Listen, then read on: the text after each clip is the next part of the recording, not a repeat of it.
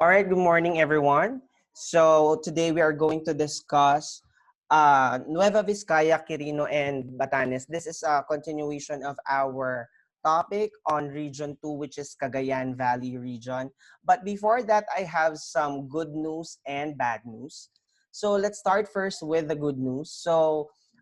Philippines has been awarded with various awards in the prestigious 27th World Travel Awards, and we have won, and we are Asian winners in the category of Asia's leading dive destination, Asia's leading tourist board, and Asia's leading beach destination. So this is a testament really that it's more fun in the Philippines, and our tourist destinations are really one of a kind and a must visit destination, not only for Asia but all of the world. So it's um it's a good news for all of us. Okay, pardon my PowerPoint naghahang. And I have some bad news though.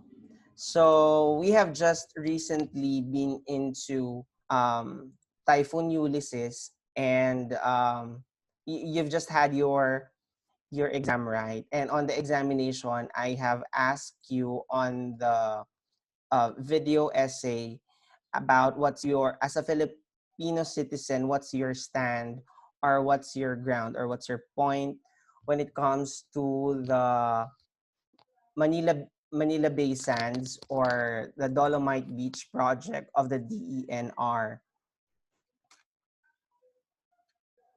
So although initially nakakamangha din naman isipin how the DENR was able to convert the Manila Bay into what it is now. Na, I mean, not now, but in just recently, uh, we have observed naman that Manila Bay is sobrang madumi siya, but with the concerted effort of the different government agencies, they were able to pull off this project.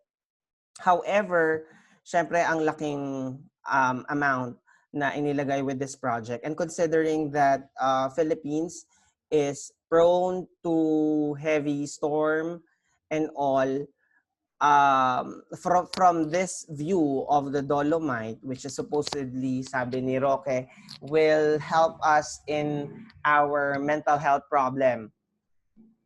Yan. So, maganda naman. And not necessarily at par with how other countries have been converting, and ang pagtatabon din nila ng dolomite sand sa ibang beach project nila. Pero I think that the Manila Bay Sand project is a complete failure now that with the recent uh, bagyong Quinta, Rolly, and Ulysses, ay nakakalungkot isipin na na-wash out na ang ating bilyon-bilyon na inutang para lang sa rehabilitation of Manila Bay.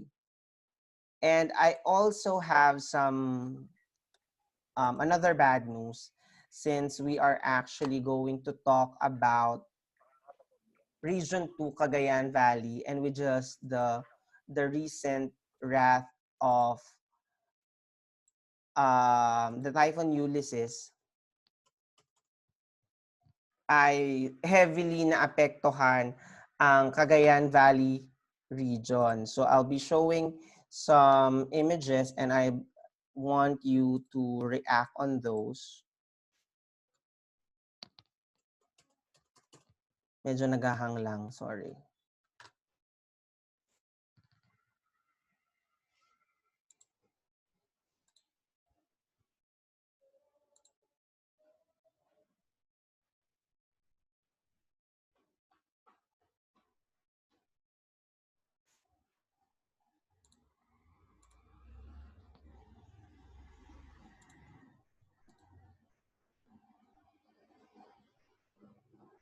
Ayan, sorry, naghahang. Sorry.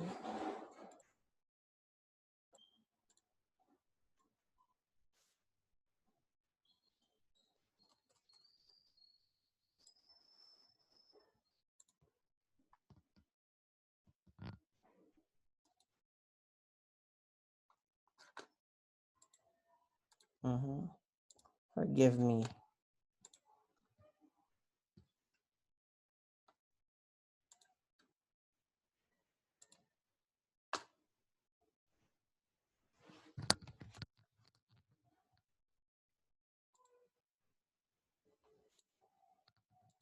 Ayan. So I believe naman that you are all aware of what had happened with the recent wrath of the Typhoon Ulysses. And although yung mata ng bagyo is not, wala naman actually sa region 2, actually within in the northern part of Quezon ang mata ng bagyo.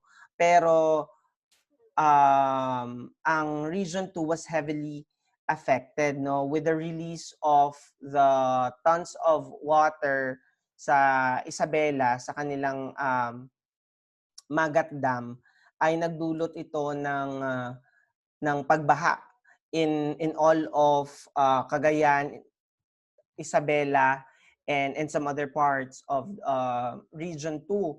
So kung mapapansin natin, ang daming namatay, ang daming pamilya ang naapektuhan, lubog ang kanilang bahay, and nakakalungkot, no? Ano ang masasabi nyo dito? Miss, may I call on Miss Bachoco?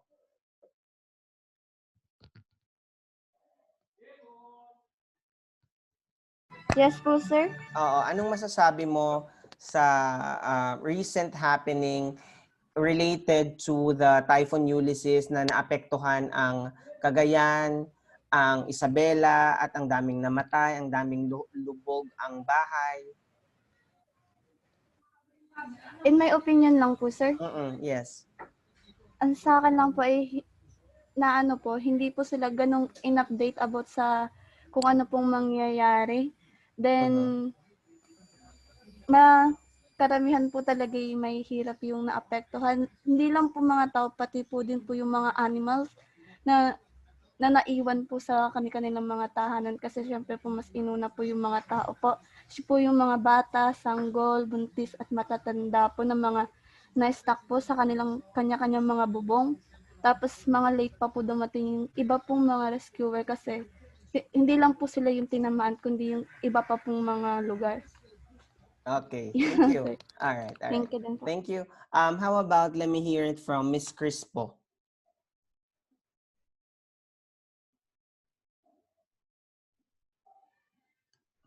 Miss Crispo, may we hear your thoughts about the recent effect of Super Typhoon Ulysses in the province of Cagayan and Isabela? Yes po, sir. Ang masasabi ko lamang po ay sobrang dami pong naapektuhan sa nangyaring ito. Ang dami pong namatay, mga hayop. Tapos,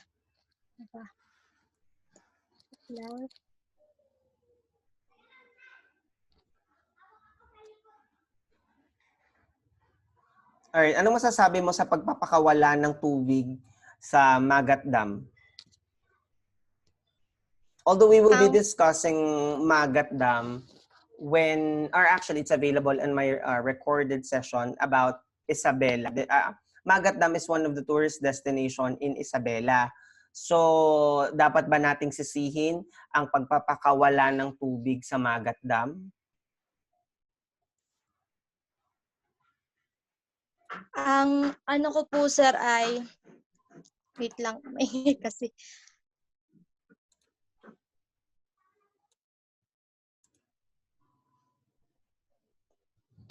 Yes, go ahead. Just in your opinion.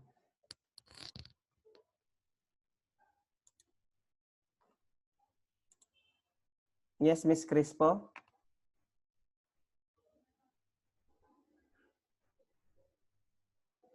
It was November 12 during the height of Typhoon Ulysses na nagpakawala ang Magat Dam na equivalent to 2 Olympic pool per second na amount of water. You can see the amount of pressure, no, just by looking into the image, and how this has caused the entire region to leaving thousands of families homeless, devastated, and a lot of not only people but also animals have been seen floating sa baha because of this.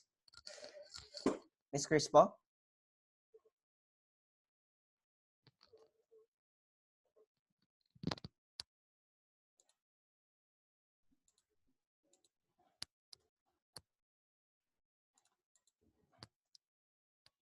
Okay, anyway. So, hindi naman natin masisisi ang Magat Dam sa pagpapakawala ng tubig.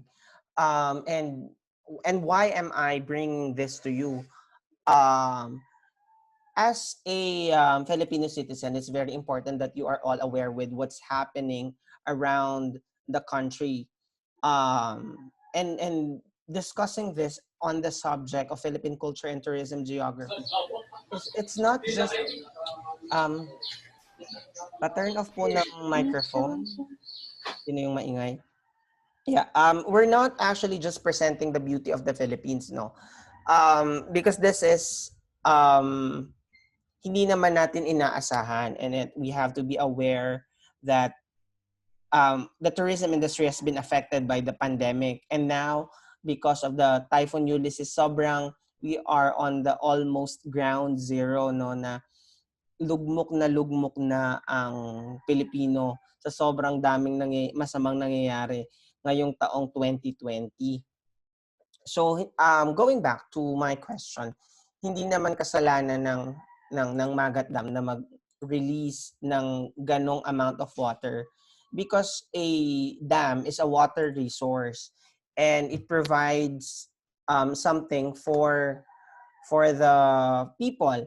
Kaya nga lang, Magat Dam cannot hold so much water anymore, and it is only just but right na mag-release from the 7 gates of the Magat Dam to release the water. Kasi kung i-contain niya lahat ng water, is mas magiging malaki ang effect nito sa community. Kumbaga, there's so much water pressure, and kung hindi pa nila agarang bubuksan ang Magat Dam, then it would cause more trouble to the community. And therefore, it is just but right that we help our community recover from this calamity.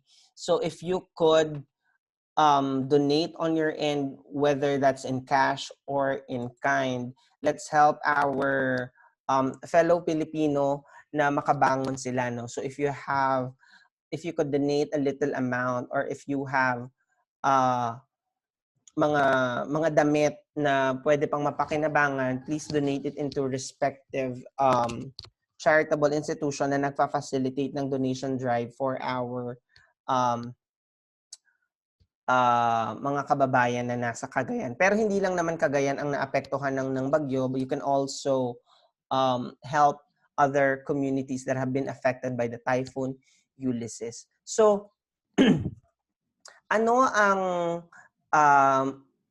another thing that has caused this huge or devastating phenomenon to happen is ang pagkasira ng ating Sierra Madre. Now, discussing Region 2, it's located on the eastern part of the Philippines. And the eastern part of the Philippines is protected by the Sierra Madre. If you are to look into the image, ang Sierra Madre ang siyang nagdudugtong mula Cagayan hanggang Quezon, mula Hilagang Silangan ng Luzon.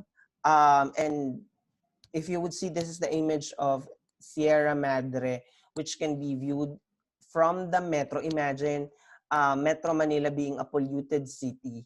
Ay sobrang bihira nating makita ito. And with the recent pandemic na hindi masyadong na-facilitate yung travel, we are able to see this beauty.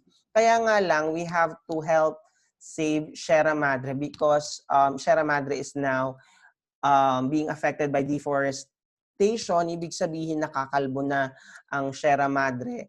And there's illegal logging and illegal mining in Sierra Madre. And hindi lang tayo ang maapektuhan, but also it will affect ang mga endangered species na nagta-thrive in Sierra Madre. Mawawalan sila ng tahanan. So, also maybe you have heard of the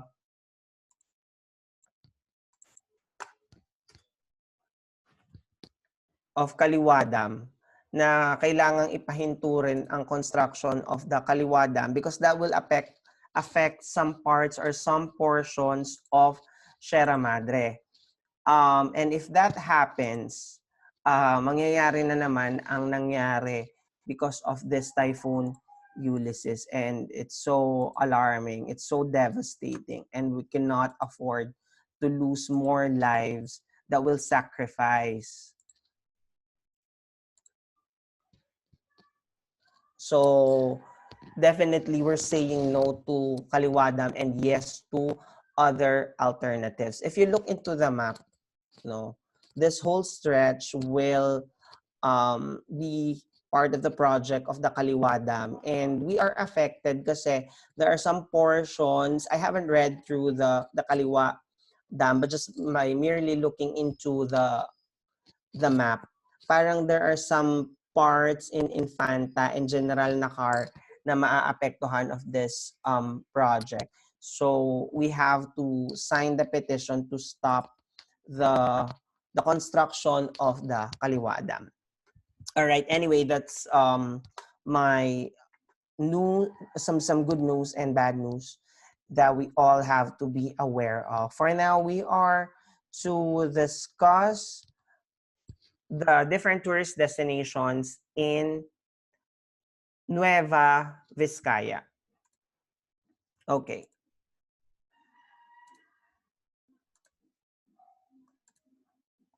Let me read to you some of the profiles of Nueva Vizcaya. Nueva Vizcaya is also known as the watershed haven of the North. Its profile includes the capital of Nueva Vizcaya is Bayombong. The people from Nueva Vizcaya speaks Ilocano, Pangasinan, Tagalog, Gadang, Isanay, and English. And they have 15 municipalities: Alfonso, Castañeda, Ambaggio, Aritao, Bagabag, Bambang, Bayombong, Diadi, Dupax del Norte, Dupax del Sur, Casibo, Cayapa, Quezon, Santa Fe, Solano, and Villaverde. And to give us a glimpse of what Nueva Vizcaya can offer, I'll be sharing to you a video presentation to give us a glimpse of what Nueva Vizcaya can offer.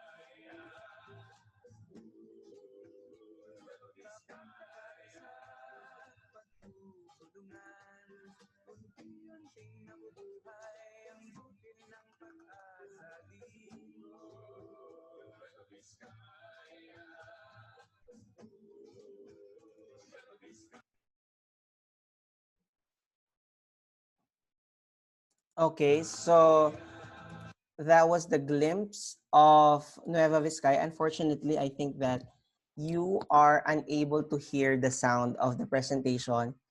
Sige, I'll just send the link. But anyway, I think that you were able to see some of the tourist destinations in Nueva Vizcaya. Ang probinsyang kaaya-aya ang probinsyang nag-aanyaya. So, Nueva Vizcaya is also known as the watershed haven of the north, or watershed haven of the valley in agroforestry, or sometimes people would refer this as the lowland Baguio, because if you are to look into the map, um, the Nueva Vizcaya is very proximate, or it's very near the Cordillera administrative region, and so they also share some of their cultures na may pagkakahawig sila. Okay, if you look into the map of the Nueva Vizcaya, no? Nueva Vizcaya is a landlocked province. Ibig sabihin, they are bounded by land. Unlike with other region or province na on their perimeter is may dagat. But with Nueva Vizcaya, it's landlocked province. So, Nueva Vizcaya is bounded by the three mountains, no? Kaya nga din siya tinawag na watershed haven of the north, is within Nueva Vizcaya, siya ay protected by the three big mountains, which are the Mount Caraballo, the Sierra Madre, and the Cordillera, which I have mentioned earlier. Now, let's check on the different tourist destinations in Nueva Vizcaya. The first one is the Dalton Pass. Dalton Pass is also called as the Balete Pass, or the Zigzag Road in Santa Fe. If kung tayo dito sa Quezon, meron tayong Zigzag Road in Atimonan. In Nueva Vizcaya, they have naman the Balete Pass, or the Dalton Pass, which is also very rich in cultural significance and history. I will post a link which will direct you to more information about Dalton Pass. Then Salinas Salt Spring is a popular attraction in the province during the early days of the Spanish and American colonial periods. The mountain of salt was formed through the continuous flow of the natural spring because the spring contains a generous amount of sulfate and carbonate salts over millions of years. So, through millions of years, nag-accumulate ito, and thus forming a mountain na parang glacier siya of snow. So that is the Salinas Salt Spring. So yung parang snow-like feature is actually sediments of sulfate and carbon salts. Next, Kapisaan Falls. Kapisaan Falls is located in Barangay Kapisaan and Alayan in Casibu, Nueva Vizcaya. It is the 5th longest cave system in the country and ranked among the best. It is considered as a geologist's paradise. And as we all know that a cave is also a tourist destination, and it only attracts, not only for the geologists and spelunkers, but also mga cave enthusiasts who would want to study and be amazed by the different formations of stalactites and stalagmites. Mount Ugo. Ugo is a native term pertaining to someone getting beheaded or putulan ng ulo. Legend has it that the natives of the mountains did not like the Spaniards and the Americans trying to conquer their lands, that they bring them up there to behead them. Okay, so ugo means putulan ng ulo. So yun yun. And then, ayan, sorry, medyo nagahang.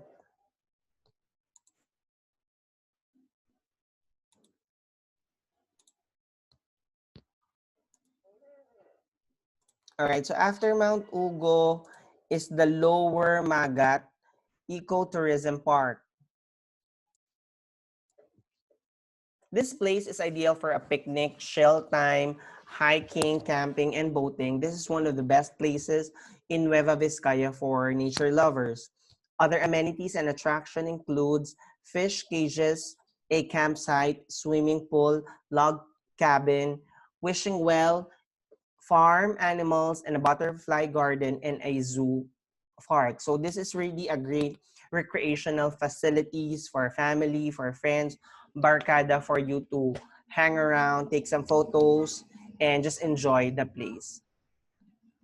Then St. Dominic Cathedral. This is commonly referred to as the Bayumbong Cathedral. Is an 18th century Baroque church located at the Barangay Salvacion, Bayumbong, Nueva Vizcaya, Philippines. So the interior is pretty much modern, but the facade or yung labas niya has an 18th century feature na Baroque architecture. When we say 18th century Baroque feature, just like with the churches in Ilocos, the materials used are mostly made of bricks, thus giving a Hispanic feature of the place. Then, Imugan Falls is a 35-foot single-layer cascading along Imugan River, which is located in the village of the same name.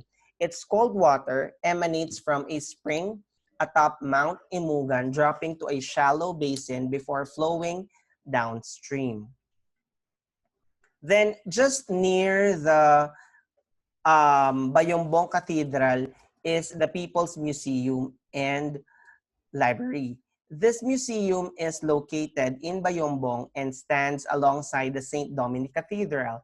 It's a two-story historical building where everyone can see how the province came about. So definitely there are a lot of artifacts, different relics, and mga antique that features the rich culture, history, and tradition of Nueva Vizcaya.